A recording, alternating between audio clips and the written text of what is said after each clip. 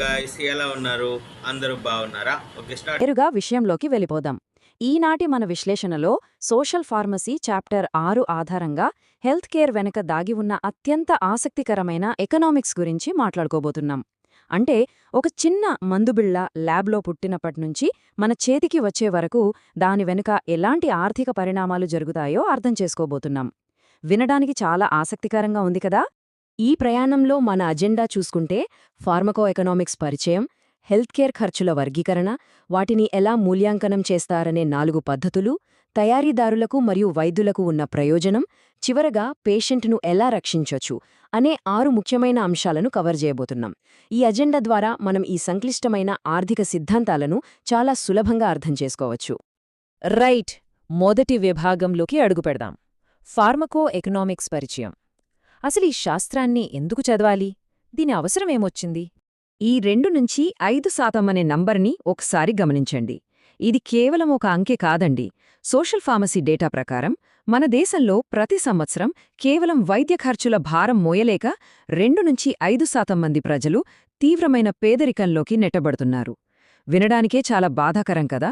Health economics అనేది మనకెంత అవసరమో ఈ యొక్క నంబర్ స్పష్టంగా చెప్తోంది. సరిగ్గా ఇలాంటి సంక్షోభాన్ని దాటడానికే ఫార్మకో ఎకనామిక్స్ ఉనికిలోకి వచ్చింది. సింపుల్గా చెప్పాలంటే ప్రజలకు అత్యంత ప్రభావవంతమైన, అలాగే తక్కువ ఖర్చుతో కూడిన మందులు అందించడం కోసం రకరకాల ఎకనామిక్ అనాలిసిస్ ఉపయోగించి మందులను పోల్చే ఒక అద్భుతమైన ఆర్థిక శాస్త్ర విభాగం ఇది. ఓకే, ఇప్పుడు రెండవ విభాగం చూద్దాం. ఆరోగ్య సంరక్షణ ఖర్చుల వర్గీకరణ. అంటే ఇంతటి భారీ ఆరోగ్య సంరక్షణ వ్యయాలను అసలు ఎలా లెక్కిస్తారు? ఈ వైద్యం వెనుకున్న గణితం ఎలా ఉంటుందో ఇప్పుడు తెలుసుకుందాం. జనరల్గా ఖర్చు అనగానే మనం టాబ్లెట్కున్న రేట్ చూస్తాం, అవునా? కాని ఇక్కడ అలా కాదు. ఒక ప్రాణాన్ని కాపాడటానికి ఎంత ఖర్చవుతుంది, లేదా ఒక వ్యాధిని రాకుండా ముందే నివారించడానికి ఎంత ఖర్చవుతుంది, ఇలా చాలా పారామీటర్స్ ఉంటాయి. ఇందులో మనం ఖచ్చితంగా తెలుసుకోవాల్సిన పదం డైలీ, అంటే డిజబిలిటీ అడ్జస్టెడ్ లైఫ్ ఇయర్స్. ఒక వ్యాధి వల్ల మనిషి కోల్పోయిన ఆరోగ్యకరమైన, నాణ్యమైన జీవితకాలాన్ని కూడా ఇక్కడ ఖర్చుగానే లెక్కిస్తారు. సో ఖర్చు అంటే కేవలం డబ్బు మాత్రమే కాదు, దానికి మించిన మానవ ప్రభావం అని మనకిక్కడ స్పష్టంగా అర్థమవుతోంది. అలాగే డైరెక్ట్ మరియు ఇండైరెక్ట్ ఖర్చుల మధ్య తేడాని గమనించండి. డైరెక్ట్ ఖర్చులు అంటే ఆస్పత్రి బిల్లులు, మందులు, డాక్టర్ ఫీజులు. ఇవి మనకు పైకి కనిపించేవి. కానీ ఇండైరెక్ట్ ఖర్చులు ఉంటాయి చూడండి, అవి నిజంగా చాలా పెద్ద భారం. ఒక రోగి పని చేసుకోలేకపోయిన ఆదాయం, వారితో పాటు ఉండి చూసుకునే కుటుంబ సభ్యులు లేదా స్నేహితుల సమయం, ఇవన్నీ ఇండైరెక్ట్ ఖర్చుల కిందకే వస్తాయి. ఒక రకంగా చెప్పాలంటే ఒక చికిత్స యొక్క అసలైన ఆర్థిక భారం ఇక్కడే ఉంటుంది. ఇప్పుడు మూడవ విభాగం. ఈ ఖర్చులను అసలు ఏ పద్ధతుల్లో మూల్యాంకనం చేస్తారు, ఆ 4 విశ్లేషణాత్మక సాధనాలు ఏమిటో చూద్దాం. ఈ టేబుల్ చూస్తే మీకొక క్లారిటీ వస్తుంది. ఇందులో ప్రతి పద్ధతి ఒక్కో రకమైన కొలమానాన్ని వాడుతుంది. ఉదాహరణకు కాస్ట్ మినిమైజేషన్లో కేవలం బ్రాండెడ్ మరియు జెనరిక్ మందుల రేట్లను మాత్రమే పోలుస్తారు. కానీ కాస్ట్ బెనిఫిట్ అనాలిసిస్లో అలా కాదు. ఒక అనారోగ్యానికి గురైన కార్మికుడు తిరిగి కోలుకొని పనికి వెళితే దానివల్ల దేశానికి ఎంత ఆర్థిక ప్రయోజనం చేకూరుతుంది అనేది కూడా లెక్కిస్తారు. ఒక ఔషధం యొక్క నిజమైన విలువను కట్టడానికి ఇవి నిజంగా అద్భుతమైన టూల్స్ కదా? రైట్, ఇప్పుడు 4వ విభాగంలోకి వెళ్దాం.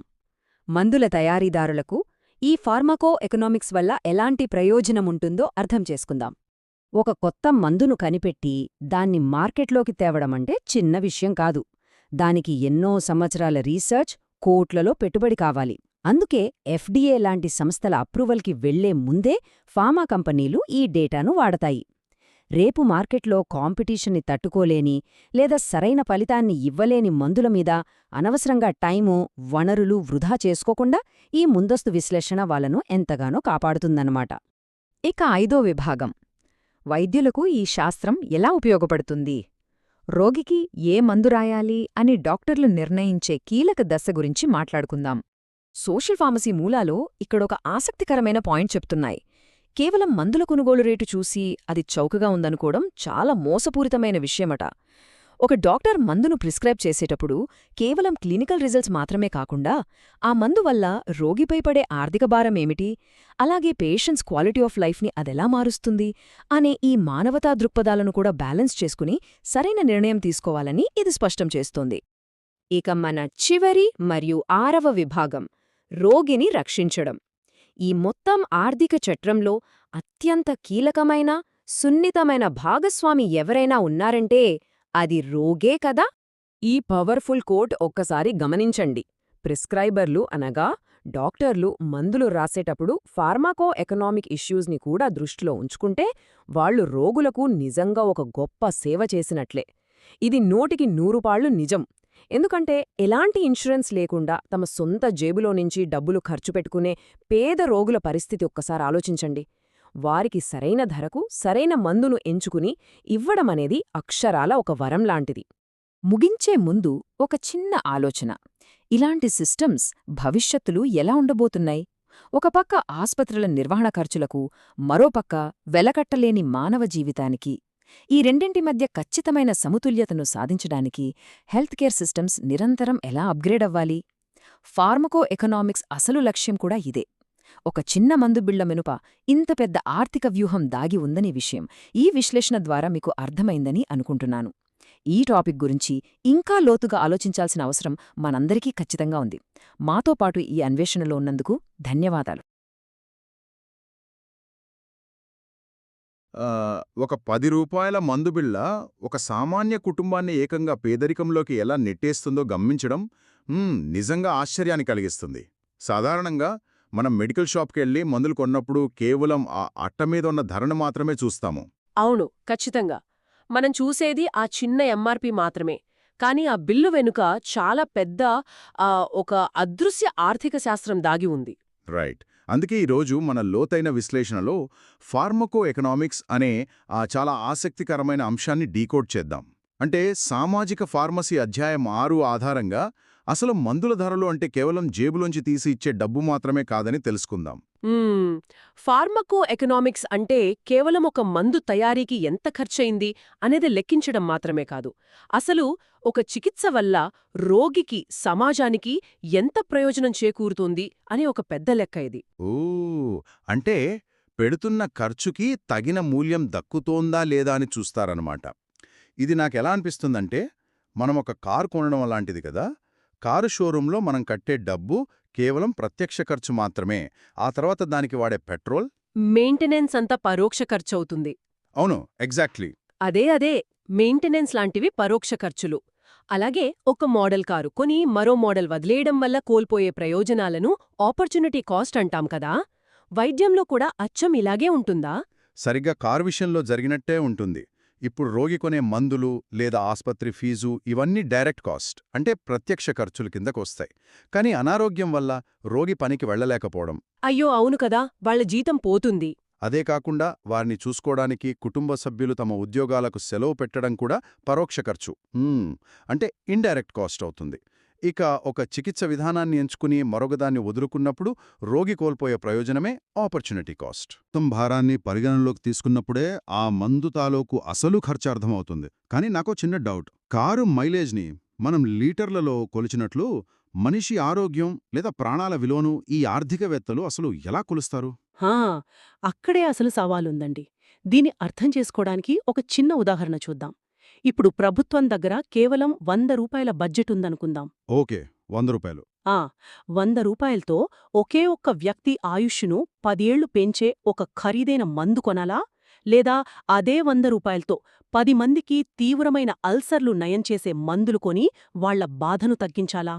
అబ్బా, ఇదైతే చాలా కష్టమైన నిర్ణయం. అవును, ఇలాంటి క్లిష్టమైన నిర్ణయాలు తీసుకోవడానికి CMA లేదా కాస్ట్ ఎఫెక్టివ్నెస్, కాస్ట్ యూటిలిటీ లాంటి పద్ధతులు వాడతారు. అంటే కేవలం ప్రాణాలు నిలబెట్టామా లేదా అన్నదే కాకుండా QALY అంటే క్వాలిటీ అడ్జస్టెడ్ లైఫ్ ఇయర్స్ ఆధారంగా. ఒక్క నిమిషం, QALYనా? అంటే ప్రాణానికి నాణ్యతను కూడా లెక్కిస్తారా? ఖచ్చితంగా.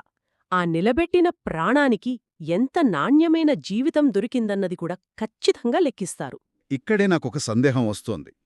మనిషి జీవన నాణ్యతను ఈ QALY లాంటి కొలమానాలతో కొలవడం కొంచెం రోబోటిక్గా, యాంత్రికంగా అనిపించడం లేదా? అంటే ఒక మంచి జీవితానికి ఇలా నెంబర్లతో ఎలా వెలకడతాము? పైకి వినడానికి ఇది యాంత్రికంగానే అనిపించవచ్చు. కాని వాస్తవ ప్రపంచంలో వనరులు చాలా పరిమితంగా ఉన్నప్పుడు ఈ సంఖ్యలే ముఖ్యం. అంటే ఎవరి మీద జాలితో కాకుండా ఒక పద్ధతి ప్రకారం వెళ్తానంటారే? అవును. గరిష్ట సంఖ్యలో ప్రజలకు అత్యుత్తమ వైద్యమందించాలి కదా! ఏ చికిత్స వల్ల రోగులకు ఎక్కువ కాలం నాణ్యమైన జీవితం అందుతుందో కొలవడం ద్వారానే పక్షపాతం లేకుండా పారదర్శకమైన నిర్ణయాలు తీసుకోగలుగుతారు. అర్థమైంది. అంటే ఆస్పత్రులు, ప్రభుత్వాలకి మాత్రమే కాదు, ఒక సామాన్యుడికి ఏది అవసరమో నిర్ణయించడానికి ఈ లెక్కలు చాలా అవసరమన్నమాట. అసలు ఈ విధానం నేరుగా సామాన్యుల జీవితాలపై ఎలాంటి ప్రభావం చూపుతోంది? దీనికి సంబంధించి ఒక దిగ్భ్రాంతికరమైన వాస్తవముంది. మన భారతదేశంలో ప్రతి ఏడాది దాదాపు 2 నుండి 5% మంది రోగులు కేవలం ఔట్ ఆఫ్ పాకెట్ ఖర్చుల వల్లే. అవుట్ ఆఫ్ పాకెట్ ఖర్చులు అంటే నేరుగా వాళ్ళ జేబులోంచి పెట్టుకునే వైద్య ఖర్చులే కదా? అవునవును. ఆ భారీ వైద్య ఖర్చుల వల్లే వాళ్లు నేరుగా పేదరికంలోకి నెట్టబడుతున్నారు. ఇది సమాజంలో చాలా తీవ్రమైన సమస్య. 2 నుండి 5% అంటే చాలా పెద్ద నెంబర్. దీన్ని బట్టి చూస్తే డాక్టర్లు కేవలం రోగాన్ని నయం చేసే మందును మాత్రమే రాస్తే సరిపోదు కదా? ఎగ్జాక్ట్లీ. ఆ మందుల కొనుగోలు ధరతో పాటు ఆ పరోక్ష ఖర్చుల వల్ల ఆ రోగి ఆర్థిక పరిస్థితి కుంగిపోకుండా కాపాడే మందును ఎంచుకోవాల్సిన బాధ్యత కూడా వైద్యులపై ఉంది. వావ్! అంటే కేవలం అనారోగ్యానికే కాకుండా రోగి ఎదుర్కోబోయే ఆర్థిక విపత్తు కూడా ముందే చికిత్స చేయాలన్నమాట. అదే ఫార్మకో ఎకనామిక్స్ ప్రధాన లక్ష్యం.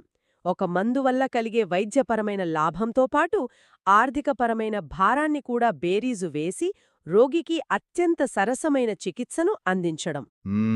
మందుల షాప్లో మనం తీసుకునే చిన్న బిల్లు వెనుక ఇంతటి సామాజిక ఆర్థిక విశ్లేషణ ఉందన్నమాట.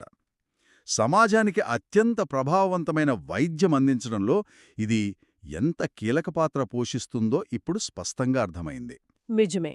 ఈ విశ్లేషణ వల్లే ఎన్నో కుటుంబాలను అప్పుల పాలు కాకుండా కాపాడగలం. రైట్. అయితే ముగించే ముందు ఒక ఆలోచింపజేసే ప్రశ్నతో వదిలేద్దాం. మన ఆరోగ్యపరమైన నిర్ణయాలు అంతకంతకు ఈ సంక్లిష్టమైన క్యూఏఎల్వై, డిఏఎల్వై లాంటి లెక్కల ఆధారంగానే జరుగుతూ ఉంటే భవిష్యత్తులో మన ప్రాణాల విలువను వైద్యుల మానవత్వం బదులు కేవలం ఈ అల్గారిథమ్స్, ఎకనామిక్ లెక్కలే నిర్దాక్షిణ్యంగా నిర్ణయించే రోజు వస్తుందా? ఆలోచించాల్సిన విషయమే. అనాలిసిస్లో మాతో జాయిన్ అయినందుకు థ్యాంక్ యూ. మళ్ళీ మరొక టాపిక్తో కలుద్దాం. ఈనాటి మన లోతైన విశ్లేషణను ముగిద్దాం. మరో ఆసక్తికరమైన టాపిక్తో మళ్ళీ కలుద్దాం.